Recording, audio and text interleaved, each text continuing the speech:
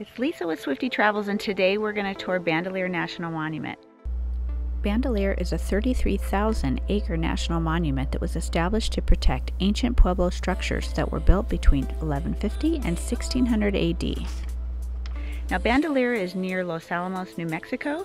It's about a 2-hour drive from Albuquerque, about 45 minutes from Santa Fe. Now, all of this protected area is surrounded by Los Alamos National Labs. So you're going to see a lot of restricted sites, a lot of really old buildings, towers, and satellites in this area. As you enter the National Monument, before you head down into the canyon, there's a scenic overlook.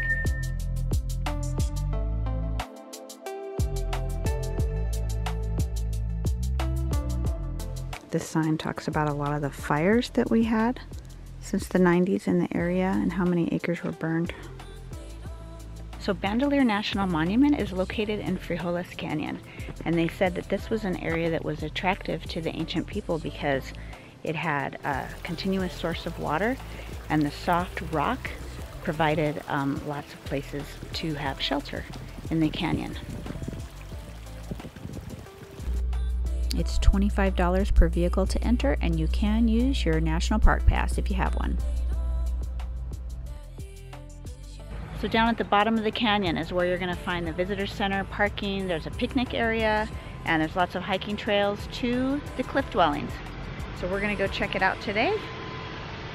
And the traffic is rolling in. It's a Sunday in May, and it's lovely temperatures. If you're traveling to New Mexico in the spring, it is windy season here in New Mexico. But this particular park is tucked down in the canyon, so I think it's going to be pretty well protected from strong winds. Now, the campgrounds are up on top of the mesa, up higher, so that may be a different story. And May and June is wildfire season here in New Mexico. So if you're planning to camp in the area, you can expect a lot of restrictions around campfires. So you're going to need to check that out. But as far as I know, in 2021, in May, the campgrounds are now open, which is great news. Bandelier was actually named after an anthropologist, a Swiss anthropologist, who got interested in the Southwest in the 1800s. I thought that was interesting. I thought maybe Bandelier was like a native type name, but I guess it's named after an anthropologist who must have done a lot of work here. So the visitor center is currently closed. It looked like they used to have a lot of interpretive exhibits in this area, but they are not currently open. So the trail starts out really flat, paved. You can see a lot of the little openings in the hillside, and here behind me there's a footbridge to the picnic area. Nice place to hang out, and other hiking trails. So there's hiking trails all nestled in this area. So as you walk along this path, there's a bunch of numbers at the different sites to see, but there's no explanation on what it was. So I went back to the visitor center, and for $2, they want you to pay in cash, you can get a little booklet that explains what all the stops are. So luckily I had $2 in cash in my backpack. So we'll follow along and see the different sites.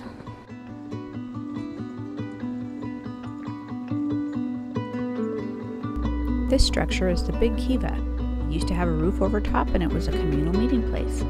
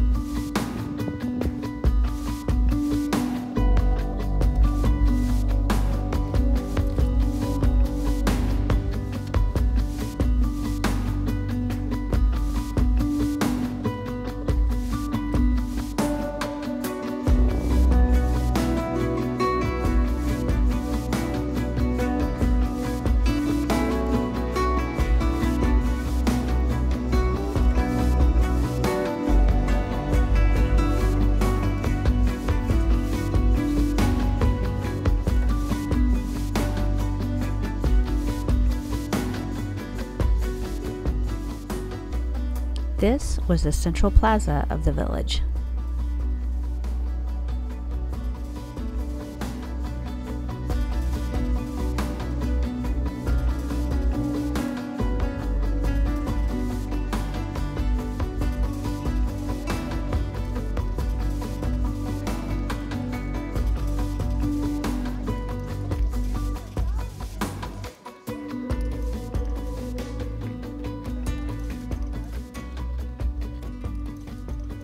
So this little house behind me was actually reconstructed in 1920 to give you a better idea of what the little houses look like that used to be on this cliff face.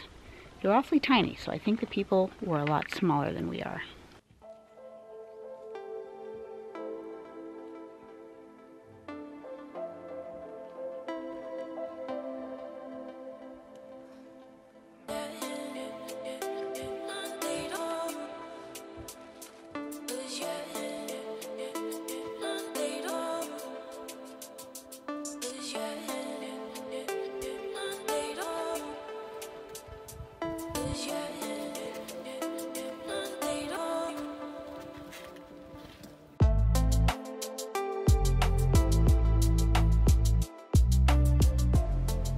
This entire cliff face is full of these little openings.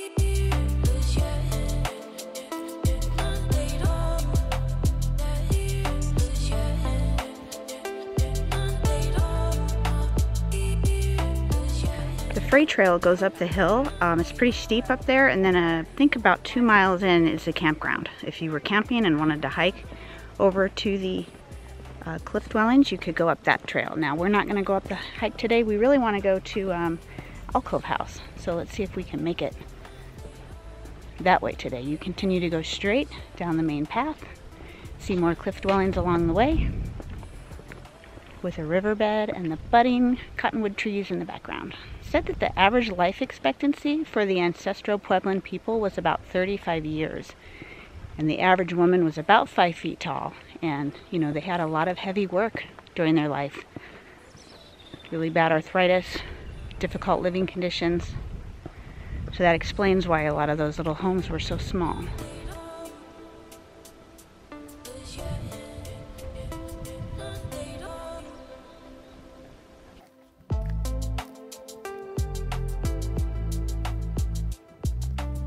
After you walk the first set of dwellings, there's a really nice little place where you cross the creek, and with a little bench, a little nice log, you can sit and have a nice water break in the shade.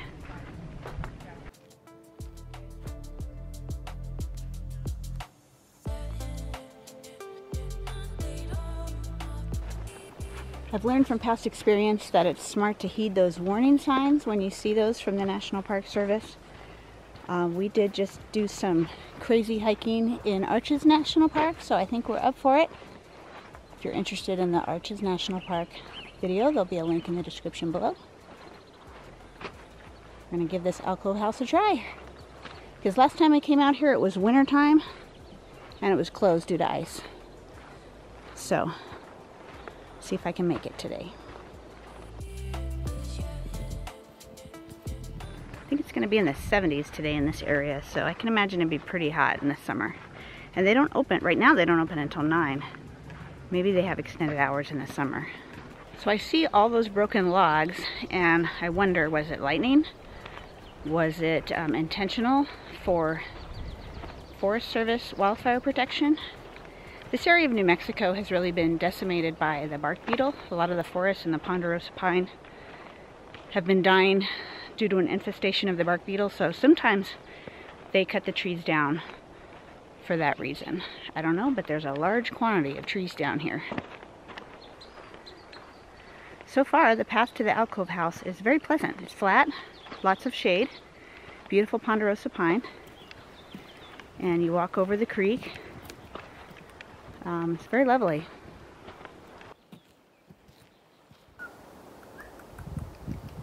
He's brave. This way. For a second, I thought he was going to come jump on me.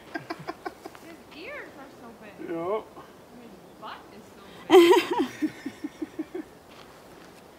They growing big out here. I guess.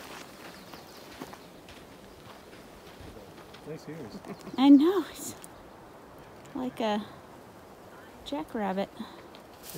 Oh, how cute. Little filly. Did you see the size of that squirrel? Not only was the squirrel big and pretty brave, it ran up to my husband, but it had the biggest, longest ears. It looked like a jackrabbit. So that's why there was so much excitement around watching that little squirrel, that big squirrel. When you're from the desert, any amount of wildlife gets you pretty excited because we don't see much back at home. Looks like there's even an outhouse. If you need to make a restroom stop, I'm pretty sure that's what that is. Then all of a sudden you'll see this white rock, hence the town White Rock up on the hill. And you can see way up there, there's some people hiking. There must be some stairs and some ladders, and then one more time across the creek. Such a lovely area. I think you've reached it because I see people, whoops, way up here. There they are.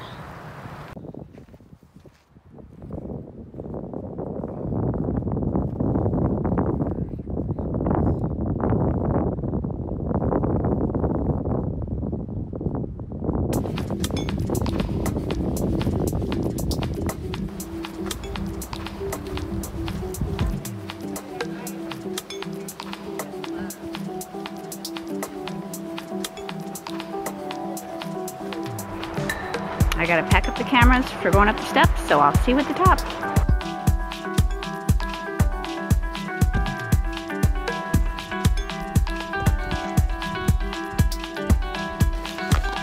This is a very skinny path. If you're a larger individual, it's gonna be pretty tight.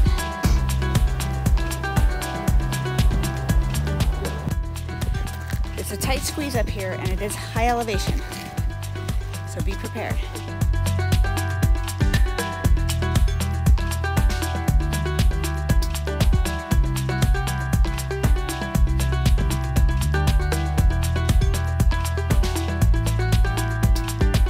The elevation is no joke up here. It's tiring. Here we go.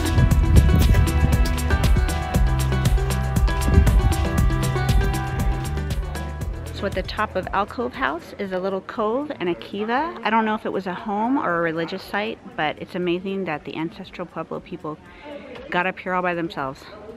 Their ladders weren't screwed to the rock. I'm sure they had some other means of getting up here safely, but it is really steep. And you won't have it to yourself, most likely.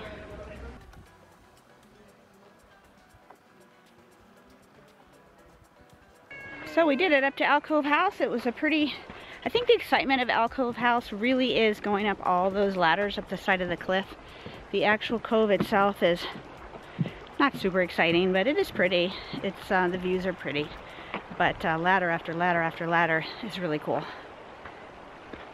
So if you come with the family, and not everybody in your family is interested in climbing up all those ladders, there are plenty of benches at the bottom, and many of them are in the shade.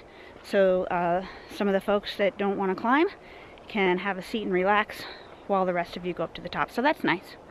So it's still worth making the hike out here to see it, even if you don't want to go all the way up to the top. So if your primary focus is hiking to Alcove House, I recommend coming early as soon as they open, because this is a pretty popular park. And as you start going up the ladder system and the walkways, they are super, super tiny. There's not much room to pass other people going up and down on the stairs. So just recommend coming early to try to avoid the crowds. That's what we saw. Abert squirrel, known for those long ears. If you come straight to the visitor center from Alcove House, it's going to take you through a picnic area, picnic grounds. And it's 11:45 on a Sunday, and every single spot is taken now. So just take note of that. We made it back to the visitor center. One last restroom break. You can see the crowds have really rolled in since we arrived. So thanks for watching today on our tour of Bandelier National Monument. Hope you can subscribe.